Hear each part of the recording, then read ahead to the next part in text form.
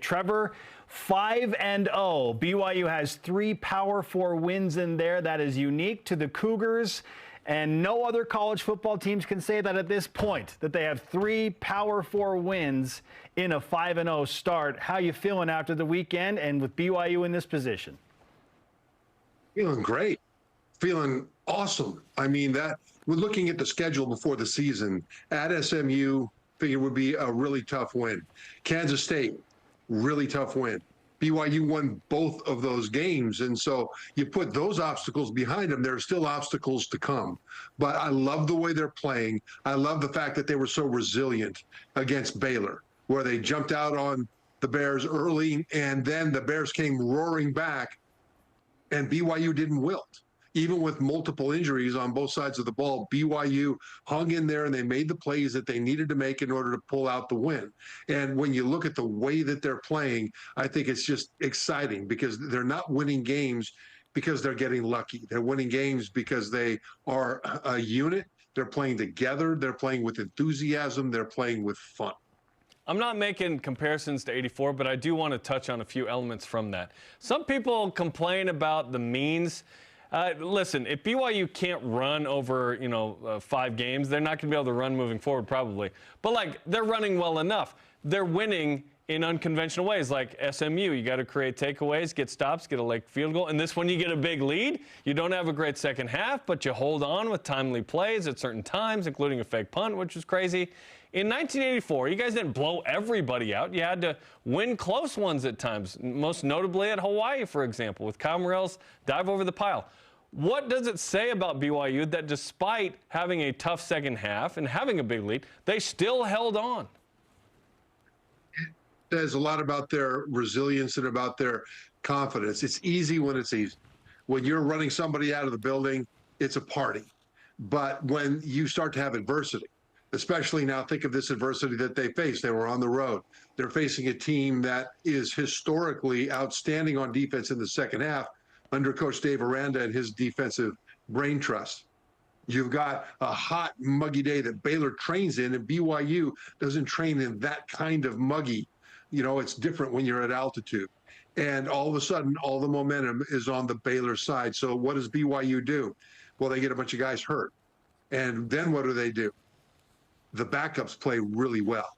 I mean, you talk about Connor Pay going out in the first half. Sonny Makassini came in at center. And I was watching him play, and he did a really good job. He didn't just hold up; he was helping them to make plays, and that was the kind of contribution they got from their backups. And so, when you talk about how they win, when you talk about not blowing everybody out, I mean, people aren't going to blow everybody out. Look at Alabama. I mean, they faced USF a couple of weeks ago, and for the first 3 quarters, that was a fight. And then they finally took over in the fourth quarter. Georgia went to Kentucky, and they won 13-12, for goodness sake. And Georgia has a couple of those games in them every year, even when they're winning national championships. So when it's easy. And I don't judge teams by how they do when they're on a roll. I judge them by how they do when all of a sudden they're at the bottom of a hill and they're looking up at this big mountain they've got to climb. And BYU climbed that mountain in the second half.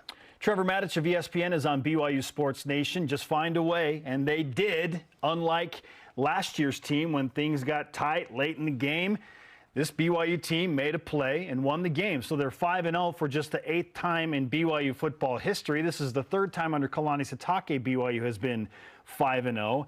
At this juncture, Trevor, are you ready to call BYU a real contender to win the Big 12, or do you need to see more? And if so, how much more? When you say contender, they have to be. One of the top 2 contenders coming into the season was Kansas State. BYU faced them. BYU won. Now, if they played another 5 times, what would happen? Well, we'll see if they play again in the Big 12 championship game. But BYU won that game. And when you talk about the way that they're winning, it's not just a matter of resilience and toughness. It's a matter of talent and execution. They've got tremendous speed on this team. I mean, you see that Y on those helmets running around, covering ground from a lot of different guys on this team, more than we've seen in the past, I think, in terms of the depth of that speed. The offensive line has performed much better this year than it has for the last several years, and they keep getting better week to week, even though they've had injuries at the top of the running back depth chart. This last game, I mean, they averaged about 6 yards a carry, I think 5-6 yards a carry, and a lot of that was the quarterback, but still, when he runs, and the offensive line is blocking for him. And when you watch the offensive line against Baylor, were borderline magnificent on the double teams. When they double a defensive lineman and then one of the two comes off and picks up the linebacker at the next level. They were pushing guys down the field 2, 3, 4 yards consistently on those double teams. So the offensive line is playing very well.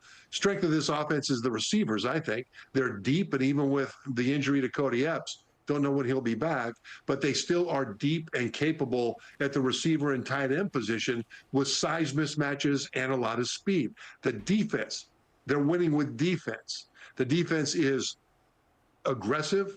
It is multiple in the looks that they give offenses. And when offenses start to dial in on what the defense is doing, BYU's defense will change. They'll do a different wrinkle or even a different scheme. There's all kinds of different things that they can do, all the while coming downhill with their hair on fire, attacking.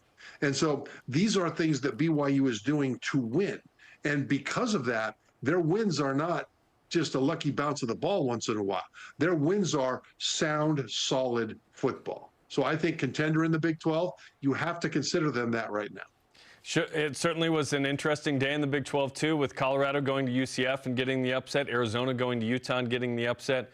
Right now, BYU's 2-0, one of 3 teams on top in the Big 12, and then they go up to number 17 in the AP poll, second highest ranked Big 12 team.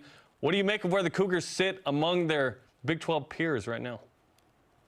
Right now, you got to move them up. I mean, I had them at number 4 last time. You got to put them up to 2 or 3 right now. I still think Kansas State is the most talented and prepared team to win this conference right now. This is pending the health of Cam Rising, the Utah quarterback. You know, they've struggled on offense since he's been out. They've been able to win, but then they weren't able to move the ball against Arizona because Arizona finally dialed in on what they were doing with the backup, Isaac Wilson, and that didn't go well. So we'll see what happens when he comes back. But at the same time, you've got to put BYU up to around 3, maybe even 2 right now. And as we've talked about this, the ranking of the top 5 Big 12 teams has shuffled a lot because we thought we knew what was going to happen before the season. And then, as always happens, we see them play and then we adjust our opinion. And I think right now, BYU's got the best win, certainly conference win in the Big 12, beating Kansas State. Iowa State is right there with BYU. Their best win is Iowa. Kansas State is still ranked, I believe. Iowa's not ranked. So BYU's got the best win. So I would put them up in the top 2 or 3 of the Big 12 as we sit today. Trevor, as you look at the AP poll, BYU just 1 spot behind Iowa State. The Cougars are 17th, the Cyclones 16th. You just outlined that BYU has, in your opinion, the best win between those 2 teams. So using that factor and the oft-used body of work argument, should BYU be the highest-ranked team in the AP poll through their 5 wins? I think they should be, just because of the quality of that Kansas State win. I think there's a lot of inertia in favor of Iowa State as long as they continue to win, just because it's one of the most experienced teams coming back in the nation in terms of returning production on both sides of the ball. Iowa State is an outstanding football team. And you can't say that definitely, well, BYU should be ahead of them because BYU is a lot better. But you can make the case that body of work, BYU should be ahead of them, at least until further notice. Now, keep this in mind, too, that BYU doesn't play Iowa State in the regular season. The schedule makers didn't do BYU any favors. I mean, they gave them Kansas State, which they already won. Utah's on the schedule, and maybe Cam Rising will be back, and Utah will be back to being Utah. Then they've got Arizona, Oklahoma State, UCF, which is, I think, also a contender for this conference. You've got a really tough schedule going forward. And so BYU will have a chance to prove itself going forward. But at the same time, today, where they should be ranked relative to Iowa State, BYU's body of work is better. Even if the team, you can make the case that either team is better. I would put BYU ahead for that reason. Turnovers can really win you ball games, and BYU has shown that if the offense turns it over, they're going to take it away at the same clip. They did that at SMU, 3-3. They did that with Baylor here, 2-2. What role does the defense have in the sustainability of BYU's success if, and sometimes they happen, turnovers occur on offense? Well, they get turnovers back. I mean, Crew Wakely's interception at the end was legendary. But to me, what was also legendary was the interception at the beginning by Mangelson. I mean, Nelson pushed the middle of the offensive line of Baylor back into the face of the quarterback and then got his hands up. Because that happened, he was able to bat the ball in the air, and that's when Mangelson was able to intercept it. That, to me, is complementary football. You've got one guy creating pressure, another guy taking advantage of the mistake. And that is more impressive to me even than Crew Wakely's interception at the end. Also keep this in mind, that BYU has more sacks right now than in 5 games than they did in all 12 games last year. And so that is huge to have more than just Tyler Batty to be able to win one-on-one and then to have all the aggressive play calling that they have, and they will blitz from time to time from every different angle. That's important, not just because of the disruption of the quarterback in the pocket, which leads to turnovers, but because it creates penalties.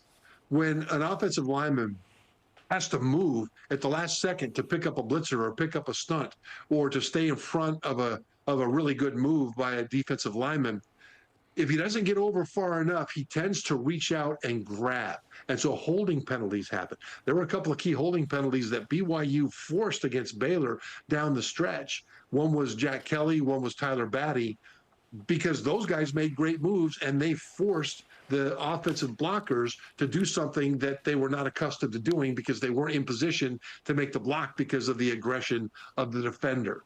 That leads to getting behind the chains for the opposing offense. That leads to having to pass more and pass rushers being able to tee off. All these things complement one another. Then on the back end, you've got multiple guys on this defense that are fast and that are skilled cover guys. And you put all that together, this defense right now is being successful, again, not just because the offense makes mistakes that they take advantage of, but because they are forcing mistakes from these offense with their aggression and their skill. Trevor Matich of ESPN is on BYU Sports Nation. The Cougars are now projected to win 9 games, which is something when you consider BYU's over-under to start the season was 4.5, so they've already surpassed that. And now, as we said it would happen, if they got to 5-0, they would show up on some national pundits' early college football playoff prediction boards. It is very early. So for you, Trevor, what does BYU still have to do to legitimately enter that type of conversation? They have to beat the teams that they're supposed to beat. I mean, they'll probably be favored against Arizona State and Houston, although Arizona State is getting better. Houston actually is getting a bit better, too, in some ways. But then they've got Utah, Arizona, Oklahoma State, UCF. You know, they've got to win some of those games in order to be able to get to that point. Now, I would suggest this for the fans to understand the way that the playoff works. If the top 5 highest-ranked conference champions all get a berth in the playoffs, it is assumed that the highest-ranked group of 5 champion, which will be one of those 5, there's only 4 power conferences right now, the highest-ranked group of 5 conference champion, it is assumed will not be in the top 12. Now, they might be, but if they're not, like let's say Boise State wins the Mountain West and they end up ranked number 14, right? They will jump up and become the 12 seed, even though their ranking is 14 in this scenario. So BYU, if they get to 12, they're still not safe unless all 5 highest ranked conference champions are ranked above them. If any of them are ranked behind number 12, that conference champion will jump up to number 12 and bounce the 12th ranked team out of the playoff.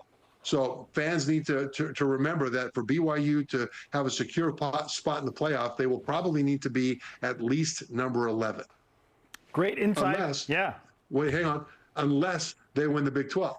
And if they win the Big 12 and are one of the 5 highest ranked conference champions, they're in regardless of their ranking. And the hope is there are 2 bids, right? Like the Big 12 almost has so much parity that there may only be 1 bid for the champ. The hope is you get 2, but you probably need 2 teams that have 1 loss or fewer. So we'll see what happens. Hopefully BYU continues it, man.